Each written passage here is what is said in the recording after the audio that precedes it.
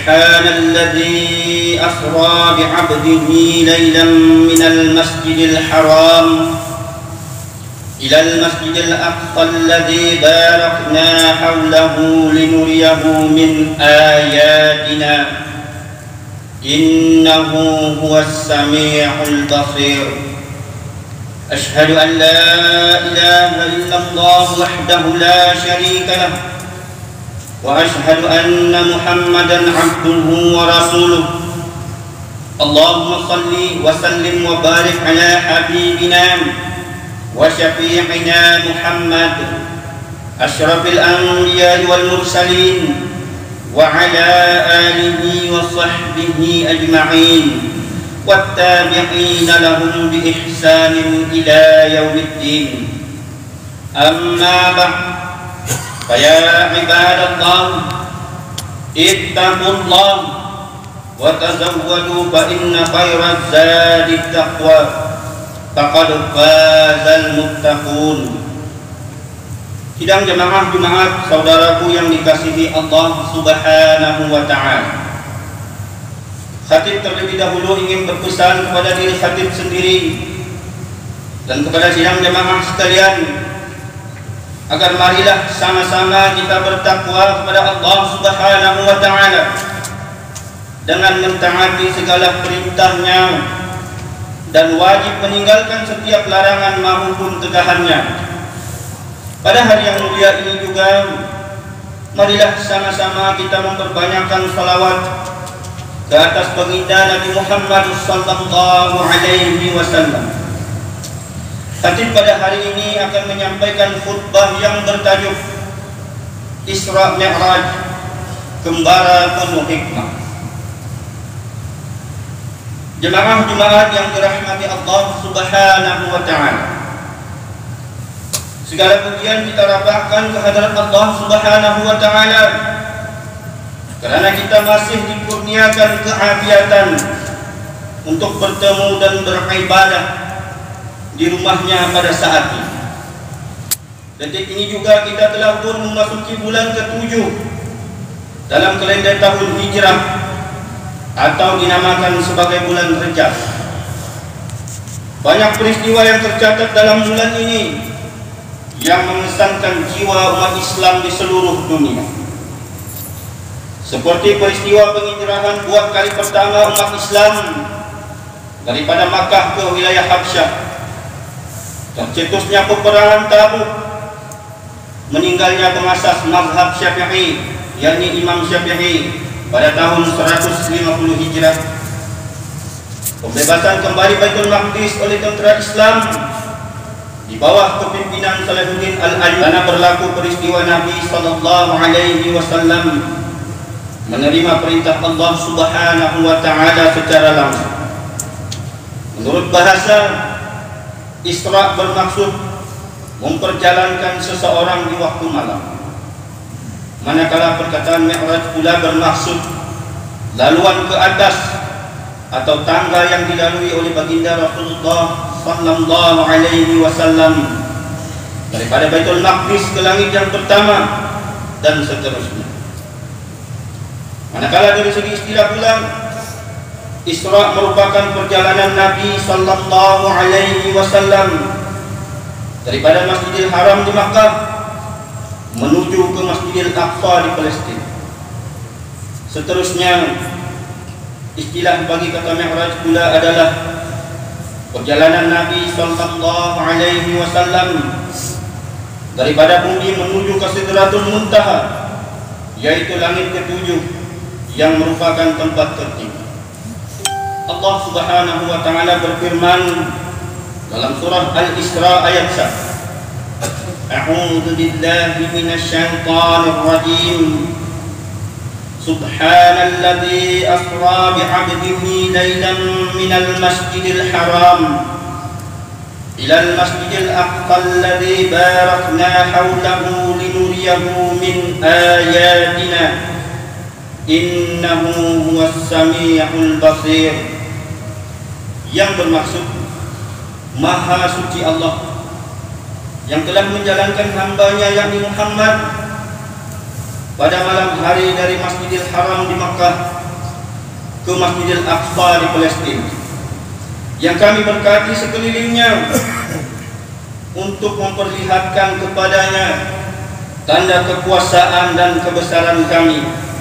Sesungguhnya Allah jualah yang maha mendengar lagi maha mengetahui.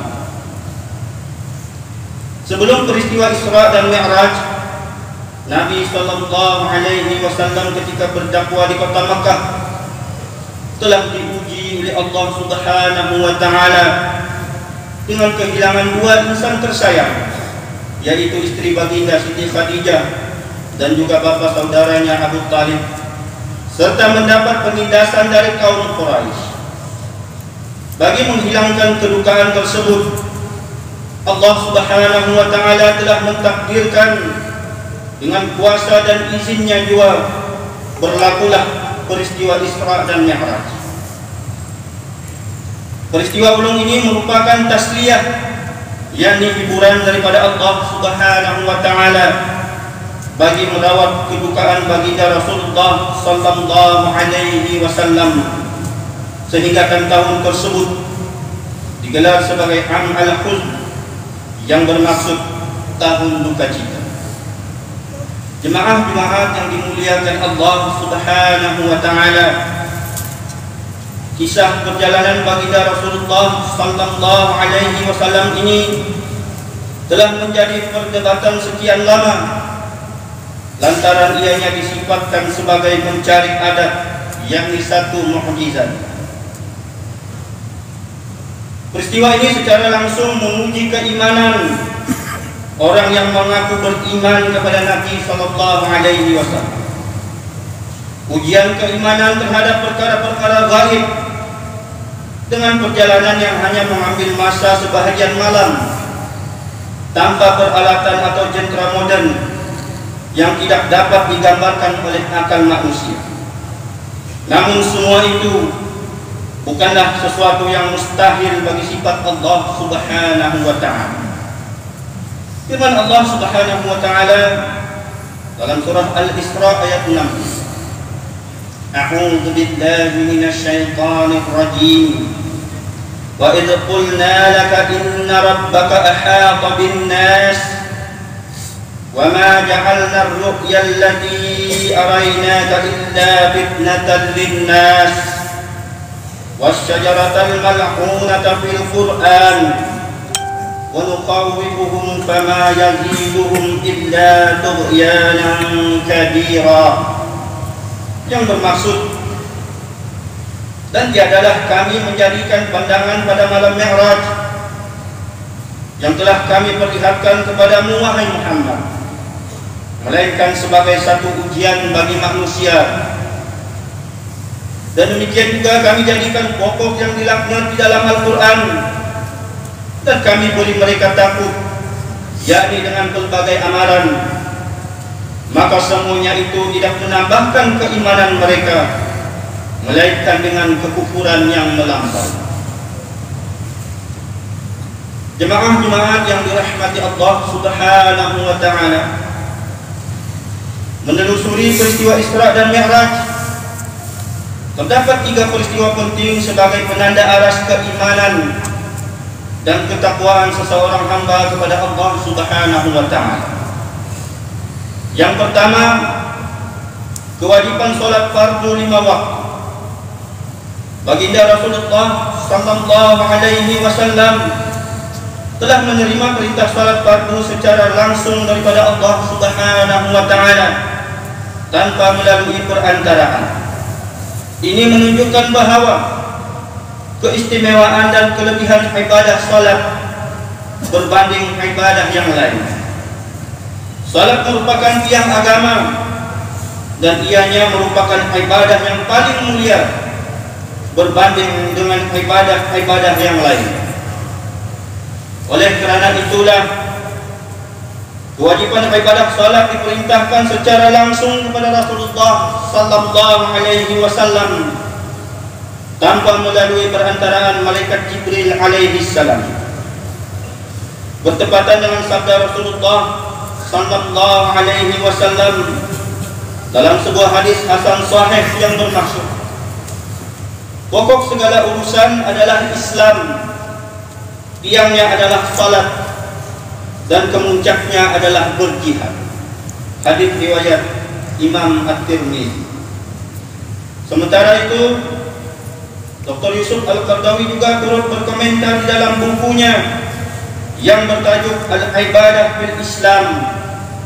Beliau menyatakan bahawa salat sangat berbeza dengan ibadah lain kerana ia diturunkan dari langit yang berbeza secara terus daripada Allah Subhanahu wa ta'ala. Hanya salat jualah anugerah tertinggi yang mampu menemukan setiap makhluk dengan Khaliknya, yakni yang Maha Pencipta pada hari akhirat nanti. Yang kedua, penghormatan Allah Subhanahu wa ta'ala kepada baginda Rasulullah sallallahu alaihi wasallam. Salah satu kehebatan Allah Subhanahu wa ta'ala untuk diperlihatkan kepada hambanya di mana kesedihan dan keperitan ujian yang dialami oleh baginda Rasulullah sallallahu alaihi wasallam telah diganti dengan suatu perjalanan yang penuh dengan ketakjuban dan di luar kotak pemikiran manusia.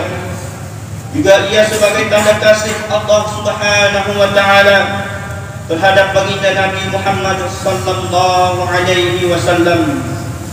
Dan yang ketiga, diperlihatkan setiap balasan perbuatan manusia yang dilakukan di dunia. Berbagai peristiwa yang dilihat dan dialami oleh baginda Rasulullah sallallahu alaihi wasallam ketika Isra dan Mi'raj bersama malaikat Jibril memberikan gambaran menyeluruh perihal manusia di muka bumi ini dalam menjalani kehidupan sebagai khalifah Allah Subhanahu wa ta'ala. Ada yang melakukan kebaikan, manakala yang lain kekal dalam kemaksiatan. Manusia akan diadili berdasarkan amalan mereka dan menerima balasan yang setimpal daripada Allah Subhanahu wa ta'ala berpandukan kepada apa yang dikerjakan. Sesungguhnya Allah Subhanahu wa ta'ala telah menjanjikan berbagai nikmat yang tidak terhingga bagi mereka yang beriman dan mentaati perintah Allah dan Rasul. Bahkan bagi golongan yang ingkar juga tidak akan terlepas daripada balasan dan azab Allah Subhanahu wa ta'ala. Justru itu, peristiwa Isra dan Mi'raj bukanlah cerita dongeng.